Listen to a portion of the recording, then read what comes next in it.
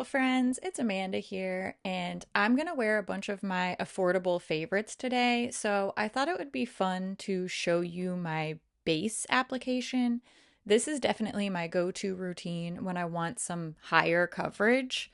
Now, I will apologize ahead of time because I'm going to get up onto a little bit of a soapbox in this video. I've talked about all of these products before, so instead of repeating that same info for the millionth time, I'm going to link reviews in the description box if you actually care about my thoughts on these makeup products, other than I've used them forever and I obviously love them. And I'm going to yap about something semi related for a few minutes. I usually start my full face videos by showing you a super close up of my quote unquote before face. I really like to do this for two reasons. From a makeup reviewer standpoint, I think seeing my no makeup face helps you to really see the coverage and the finish of the things I'm applying.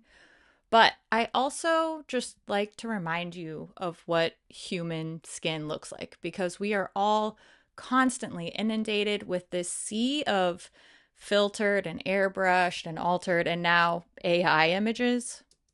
I want to make it clear that I am definitely not here to judge, begrudge, hate on anyone, or even admonish individuals that are using filters or face tuning or whatever such thing we're talking about here. I have absolutely altered photos of myself, and I would be an absolute hypocrite to judge anybody for doing that. I really think that honestly, we are all victims in this cycle of just heavily edited photos and videos. My intent with having this conversation is really simply just to remind you that what you're seeing online is not what people really look like, and it's not a realistic standard to compare yourself to. That's the only intent here. It's definitely not to be judgmental. If anything, I personally think that brands and companies, especially beauty brands, should lead the charge on sharing more unedited skin content because they have the ability to really normalize showing skin texture and hair and things like that. They have the power and the platform to do that. I realize that I am not super qualified to talk about skin acceptance. Genuinely, I realize that.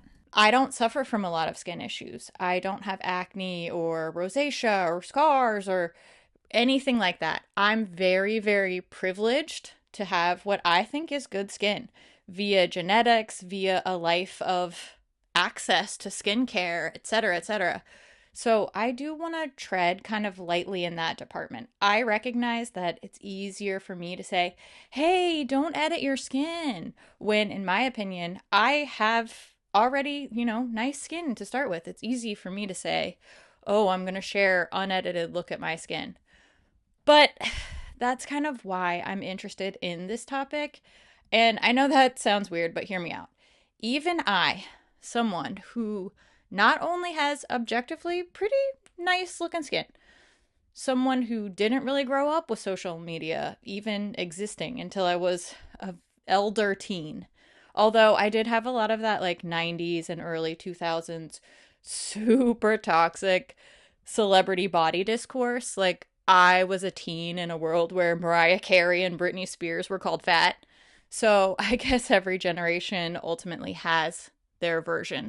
I can only imagine how much harder it is having your version of that being super filtered influencers beaming themselves into my phone screen, being hashtag relatable. At least I knew that the people in magazines and whatnot were, famous people in magazines and not walking around thinking they were real people just like me. I'm getting off track. My point is, even I fall into this comparison trap.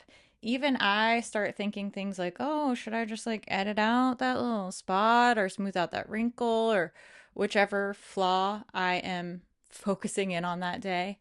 And I am a semi mature, decently self confident, mostly self actualized adult woman with, I can't stress this part enough, with a, formal education that included media literacy training. I have taken classes about media literacy, learning about how altered so much of our media is.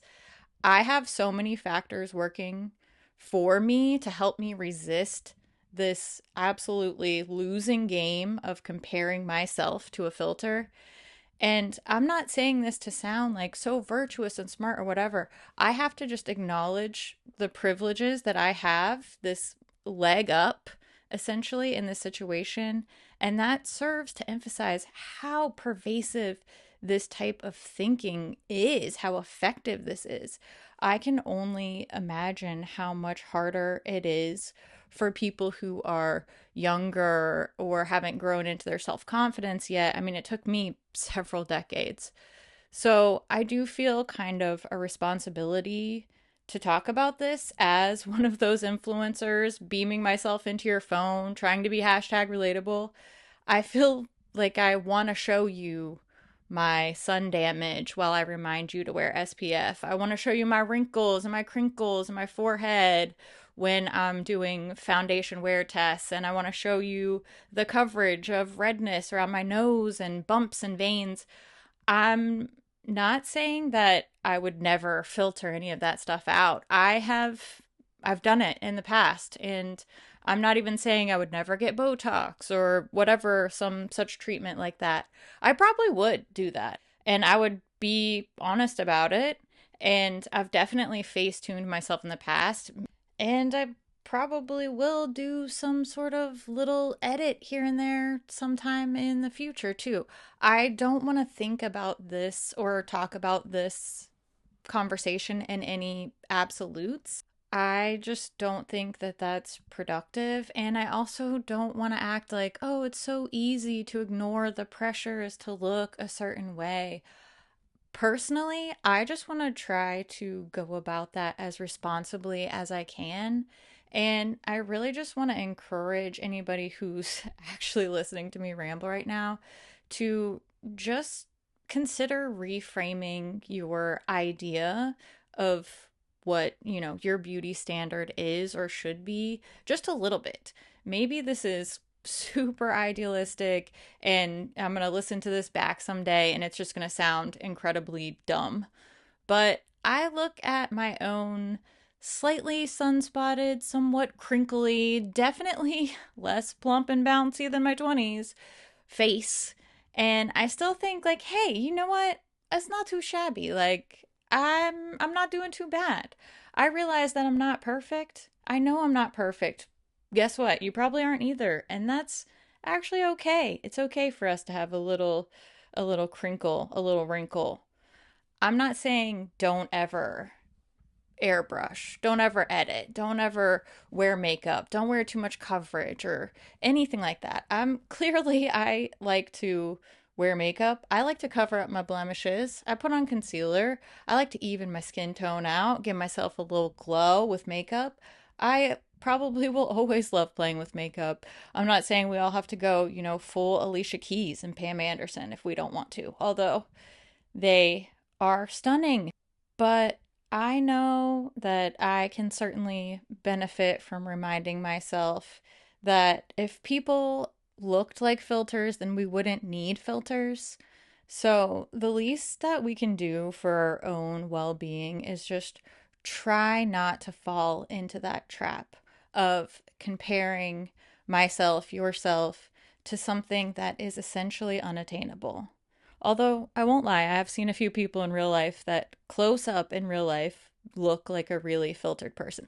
But that's rare. That's like a unicorn, okay? I am about to turn 40 years old. I have spent many decades of my life not being nice to myself about that kind of thing, and I promise you, it sucks. That method sucks. I will save you the time. I tested it. You deserve better. And you know what? If you want to post up yourself with a filter, you want to brush it up a little bit, you know what? I'm not here to judge you. I will click like on your post. You look hot no matter what. You look hot in real life. You look hot in your post, in your video. You're killing it. Present yourself however you feel comfortable and feel best. You deserve to be happy, to feel good, and I hope that you will at least take away from this video to wear your SPF. Don't forget to put it on your ears. Might as well just round out the video. I mean, at this point, why don't I give a lecture on glitter eyeshadow? I'm sorry that I spent the whole time on a soapbox and not talking about these products. Genuinely, I love this makeup. I just kind of showed it because this is what I like to wear and it's all super affordable stuff. All of the products are like under 15 bucks. I have gotten tons of use out of them. Some of these are repurchases. And, I like them. I've shown them a million times. I didn't want to ramble the whole time about that. Figured I'd ramble about something else, like loving yourself, loving your face. I love your face. I say that at the end of every video. You want to know why? Because whether you're wearing makeup, doing your skincare, at the end of the day, whatever face you end up with, I love your face. And I'll see you in my next video. Bye.